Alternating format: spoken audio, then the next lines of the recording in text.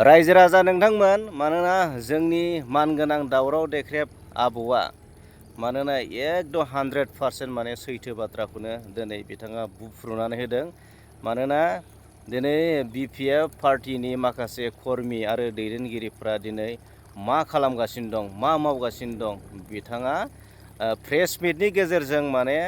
माखासे माने गोनां बाथ्राखौ माने रायजोनिसिम लानानै फैदों। मानोना बिथाङा राजखान्थिनि मोनथायनि बाथ्रा बुंदों। रायजो राजा नोंथांमोन, बिथाङा पलिटिकेल राइटनि बाथ्रा बुंदों। रायजो राजा नोंथांमोन, जोंनि गोरिब दुखियाफोरनि जि माने राजखान्थिनि जि पलिटिकेल राइटनि गेजेरजों माखासे मोनबोनाय थाखा, मोनबोनाय रां, सेन्ट्रेल गभर्नमेन्टनिफ्राय मोनबोनाय, आसाम गभर्नमेन्टनिफ्राय मोनबोनाय बे थाखाफोरा माने बे थाखाखौ माबायदि माने इउज खालामगासिनो दं, इउटिलाइज खालामगासिनो दं, माबायदि बाहायगासिनो दं,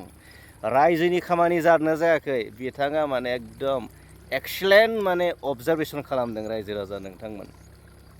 तो बिथाङा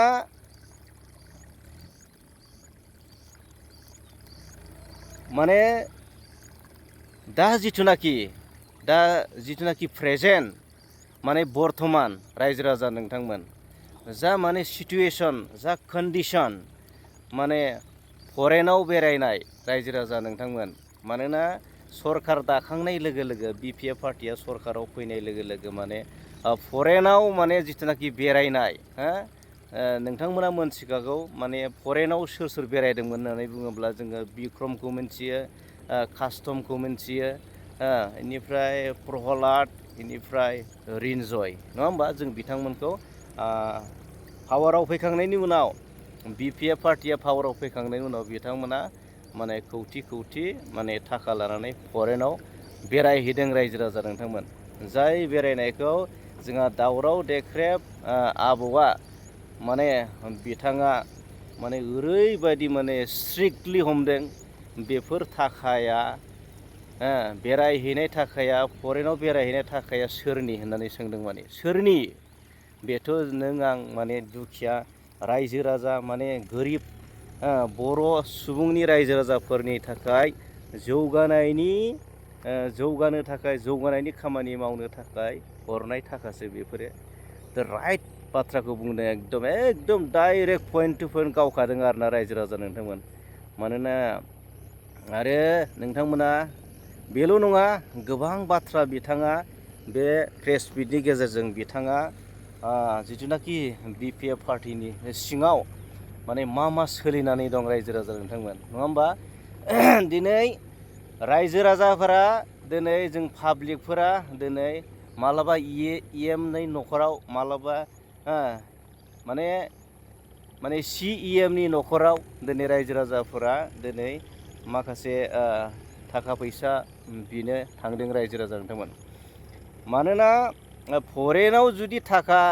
बेरायनो थाखाय फरेनाव बेरायनो जुदि थाखा फैसा होनो हायोब्ला,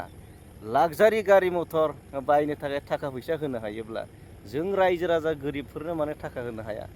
बे मोनसे गिदिर सोंलु रायजो राजा नोंथांमोन। तो बिथाङा थन्न माखासे एकदम पइन्ट टु पइन्ट माने एकदम पलिटिकेल राइट माने जास्टिस माने बिजिरनाय, माने पलिटिकेलाव राजखान्थिया माने मा मुवा, राजखान्थिनि गेजेरजों रायजो राजाफोरा बोरै जौगानांगौ,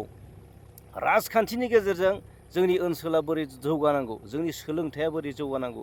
जोंनि आबाद फोथारा एग्रिकालसारा बोरै जौगानांगौ, जोंनि लामा दालां कारबार माने इनफ्रास्ट्राकचार बेफोरो बोरै जौगानांगौ। थ' बिराद मोजां पइन्ट टु पइन्ट बिथाङा गावदों आरोना रायजो राजा नोंथांमोन। थ' बियो दा रायजो राजाफोरखौ सांग्रां जानो थाखाय बिथाङा खावलायदों। दा बिथाङा जा प्रेस मिटनि गेजेरजों बुंनाय बाथ्रा, बेखौ नोंथांमोन ससे दामनानै होनोसै, जाहाथे नोंथांमोना साबसिन बुजिनो हानाय बायदि आरोना। नायलांदो। आरो ओरैबायदिबो दुखुनांथावबाव, दिनै बेरायनो मोननानै बेरायबाय, बाहेरायाव थांबाय, गावसोर बेराय मोन्दों बिरादनो एखेबारे, बेखौ फेसबुकाव होलायबावो, इउटुबाव हगारलायबावो, एखेबारे निउसाव हगारलायबावो, लासिं सिं एखेबारे मा मोनखो, बिराद गिदिर मोनसे एचिभमेन्ट मोनबाय नामा बेरायनानै, बेखौ जे इउटुबाव हगारलायनो, फेसबुकाव हगारलायनो, बे थाखाया सोरनिबोले बे थाखायाथ' जोंनि गोरिब गुन्द्राफोरनो हरनाय बिटिसिनो हरनाय बिटिसिनो हरदों गोरिब गुन्द्राखौ सेबा खालामनो थाखाय गोरिब गुन्द्राखौ नायनो गोरिब गुन्द्राखौ अननो थाखाय दा बेफोरो होआब्लानो जों जुदि बेरायनो जुदि लाक्जारि जुदि माबा खालामोब्ला बे एखे मोजां जादों आरो जों मानो पार्टि खालामदोंबालाय मानो पार्टियाव ओंखारदों पार्टियाव ओंखारनायनि खारना मा जाथि सेबा खालामनो थाखाय समाज सेबा खालामनो थाखाय जों बे समाज सेबा खालामनाय स्पिरिटआ जानानै बहा थांखो जों पार्टियाव ओंखारनाय माने मा जों माने गारि घरा नांगौ मबाइल माने फन गिदिर गिदिर नांगौ जोंनो दामि दामि जों माने माबा लाक्जारि थानाय जों नांगौ बेफोरो नामा जोंनि पार्टि खालामनाय मावनाया समाजनि सेबा खालामनाय जोंनि सेन्टिमेन्टआ बहा थांखो फालाय बेफोर दुखुनांथाव आं ओंखायनो माने बुङो जोंनाव सेल्फ रेसपन्सिबिलिटि जोंनाव खोब माने खम जाबाय लिडारफोरनावबो जोंनाव बे दायथ'आ गैयिबादि जाबाय जों दायथ'खौ लानायखौ जों नुनो मोनासै आरो दाथ' गोदानै नै दा आं नुबावदों दा एखेबारे दाथ' माने खामानि सेग्रा ओंखारलायबावबाय दानिया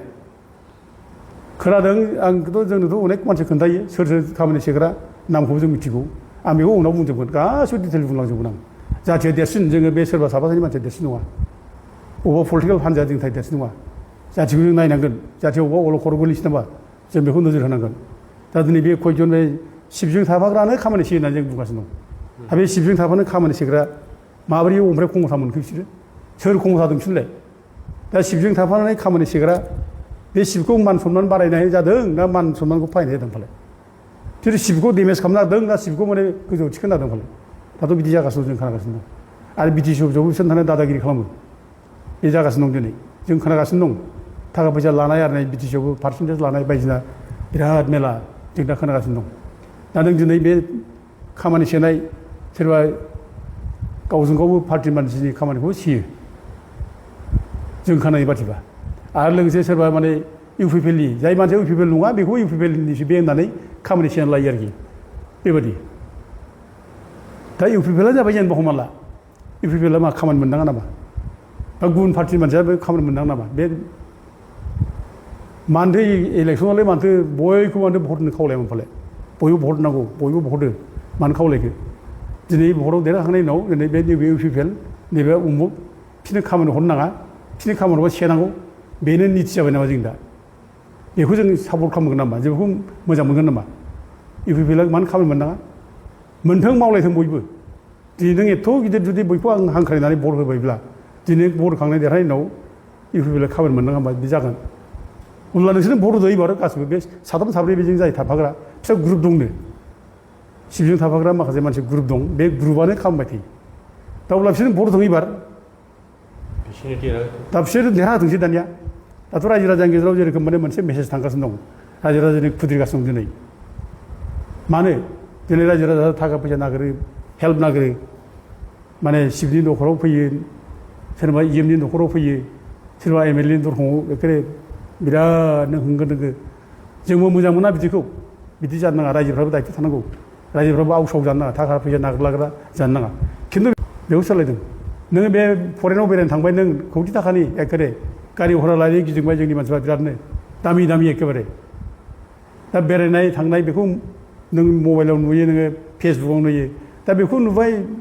रायजोफ्रा होमबाबो जोंबो मोननांगोन ना बाथ्राथ' बेनो जाबाय दा अब्ला सोर लायहोदों फालाय लायखौ सोर होदों दा जों सोरखौ जाहैनो दा बेफोर जिनिसा जागासिनो दं दा बेखौ जों कन्ट्रल खालामनांगौ बेबायदि जानो नाङा आरो मोनसे जों लुबैदों मा बिटिसिखौ जों मोजां सासन खालामलांथों मोजां दैदेनलांथों बिटिसिआ जों बेखौ लुबैदों आरो जों लुबैदों अन्तत' एबारनिफ्राय जोङो माने मोनसे बुजिनांगोन जों एबार बिटिसिनि डेभेलपमेन्टआ गामि सिंनिफ्राय फैथों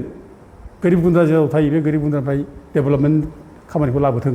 आरो बे जेब्ला डेभेलपमेन्ट खामानि जायो बे डेभेलपमेन्ट खामानिफ्राव बे गोरिब गुन्द्रानि जायगानि मानसिफ्रानो मावनानै जाथों सोरबा कन्ट्राक्टर मावदोंब्ला बिसोरखौ लाफानानै मावथों गरफा गरनै फैसा मोनथों बिसोर आर्थिक अबस्थाफ्रा जौगाखांथों जों बेखौ जों लुबैयो आरोखि खिन्थु बे ओरैनो बेयाव थानानै सोरबा इएमजों गिदिंफानानै सोरबा सिबजों गिदिंफानानै सोरबा एमएलए सोरबा गिदिंफानानै बिसोरनो खामानि मोनजोबनांगौ बिसोरनो जे मावजोबनांगौ गासैबो बिसोर गोरिब गुन्द्रा जेबो माने माबा गैया मा जागोन बेलाय बेजों नों माबा रायजो सासन खालामगोन बेबायदिनो समाज दैदेनगोन समाजा बिदिनो मोजां जागोन दा जों बेफोरखौ जों खोब लुबैयो आरोखि जों गोसो गोरबोजों जों लुबैयो ओमफ्राय जाथिनि जानाखि खामानिफोर दं जाथिनि जेंनाफोर दं बे जाथिनि जेंनाफोरखौ जाहाथे बिटिसिआ माने नायलाङो जों बेखौ लुबैयो बिदिनो हा हुनि जेंना दं गोबांनो दा हाग्रा बंग्रानि जेरै प्रब्लेम फैदों बेफोरखौ जों बोरै समाधान खालामनो रायलाय बयजोंबो रायलायो बयखौबो लिंहरना रायलायो खिन्थु रायलायनोबो जों जुदि मोनलायलायाबा जोंहा जुदि जगाजगआनो गैलायलायाब्ला होमबालाय माथो जाबावनो दा जोंनाव जगाजग लानोब्ला जों बे शिबजों थाफाग्रा माखासे मानसि बेफोरनावसो खबर लाग्रोनो गोनां जायो बिसोर मोजां बुङोना गाज्रि बुङो जोंथ' मिथिया शिब सारा गैयालै नै बिदिजों खबरखौ मोनो आरोखि शिबा गैया अबावबा थांदों दा बेबायदि जों लुबैयो जों मोजां बयबो सावरायनानै जाहाथे एमिकेबोल माखासे प्रब्लेमफोरखौ जोङो समाधान खालामनो हायो दा खिन्थु बेजों थाफाग्रा मानसिफ्रा जुदि बेखौ जुदि मनिटर खालामोब्ला शिबखौसो बिसोरसो मनिटर खालामोब्ला दा शिबा बेजोंसो मनिटर खालामजानांगौब्ला होमबालाय मा जाबावगोन दालाय होमबाथ' जानाय नङा जेबो बे अबस्था जागोन आरोखि आं बेखौनो खावलायो जाहाथे बिटिसिखौ मोजाङैनो बयबो सापर्ट खालामो बयबो मोजाङैनो सहाय खालामो मोजां सासन खालामलांदों मोजां खुंलांदों जों बेखौ लुबैयो